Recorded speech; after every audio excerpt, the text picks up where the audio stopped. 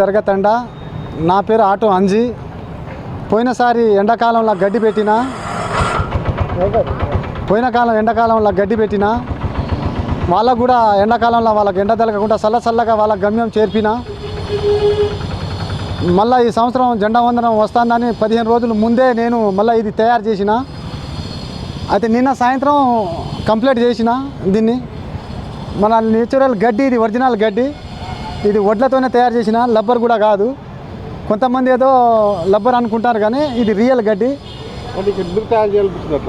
అయితే జెండా వందనం కదా, స్వతంత్రం వచ్చిన రోజు జెండాలు పెట్టుకుంటాను. స్వతంత్రం మీద పోరాటం చేసిన వాళ్ళు కదా, వాళ్ళ మీద ప్రేమ చూపెట్టి వాళ్ళు దేశభక్తి కోసం జై హింద్ అనుకుంటూ కొన్ని అంటే ప్రయోగాలు చేసుకుంటూ ఇంకా కొత్తగా చేస్తానని. మాది ఈదుల పూసపల్లి దర్గతండ.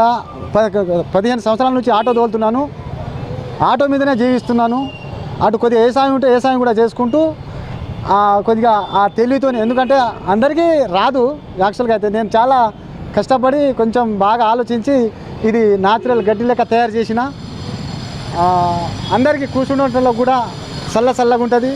లోపల 4 ఫ్యాన్లు ఉంటాయి. ఇప్పుడు మీ దేశభక్తికి ఏ విధంగా అనిపిస్తుంది? నాకు చాలా గౌరవం ఉన్నది, చాలా ఇష్టం. నాకు ప్రకృతి అంటే చాలా ఇష్టం. చెట్ల మొక్కలు పెంచడం వల్ల, ఈ గడ్డి పెంచడం వల్ల, చెట్లు పువ్వులు పెంచడం వల్ల నాకు చాలా ఇష్టం ఉంటుంది. ఒకటి మళ్ళీ పోయినసారి పూల తోట ఉండే పైన అది తీసేసి ఇది తయారు చేసి పెట్టిన. అది చాలా కష్టపడి చేసిన. చూసిన వాళ్ళు వెరీ గుడ్, పర్వాలేదు అని చెప్పి, నేనైతే మాత్రం వాళ్ళకు నమస్కారం పెట్టలేకపోతున్నా.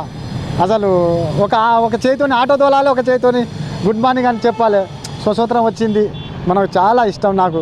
అందుకని ఇలా జెండా వందనం అన్నాడు తయారు చేసి అక్కడ మన ఎన్టీఆర్ స్టేడియం కాడికి కూడా నేను పోయినా. చాలామంది పోలీసు వాళ్ళు సార్, పాపం పోలీస్ సార్ కూడా చాలా గుడ్ మార్నింగ్ అన్నారు, చాలా థ్యాంక్ యూ అన్నారు. చాలామంది ఫోటోలు కూడా దిగిరు.